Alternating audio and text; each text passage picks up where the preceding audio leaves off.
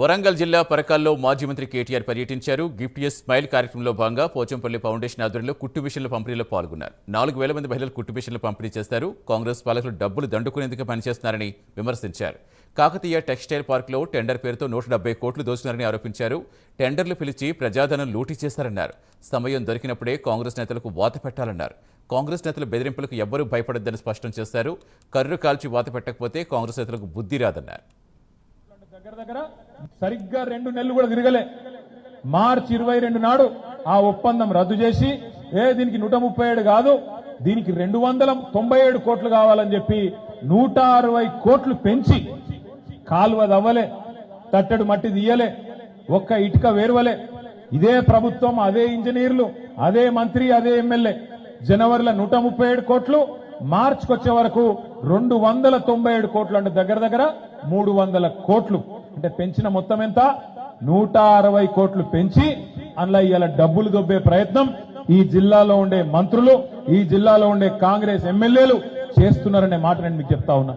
మనమేమో పార్కు కట్టి ఉద్యోగాలు ఇవ్వాలి, పార్కు కట్టి ప్రజలకు మేలు చేయాలని మనం చూస్తే, అదే పార్కులో ఒక మూలకెళ్ళిపోయే కాలువల 170 కోట్లు 160 కోట్లు దండుకునే ప్రయత్నం ఈ దండుపాలెం బ్యాచ్ ఇక్కడ ఉన్న వాళ్ళు చేస్తున్నారు అనే మాట కాంగ్రెస్ వాళ్ళు నేను మీకు విజ్ఞప్తి చేస్తా ఉన్నా.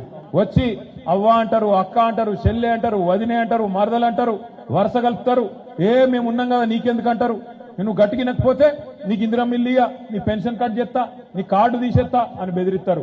వాని అయ్య జాగీర్ కాదు, రేవంత్ రెడ్డి తాత సొమ్ము కాదు, ఇది మనది, తెలంగాణ ప్రజల సొత్తు.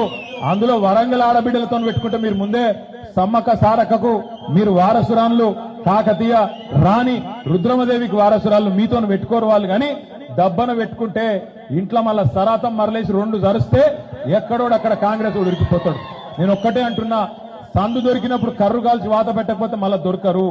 మళ్ళా 3 ఏళ్ళు ఉన్నది ఎలక్షన్, ఇప్పుడు చూసుకోవాలి, ఇప్పుడు అడగాలి, ఇస్తావా లేదా? 2,500 ఎప్పుడు ఇస్తావు?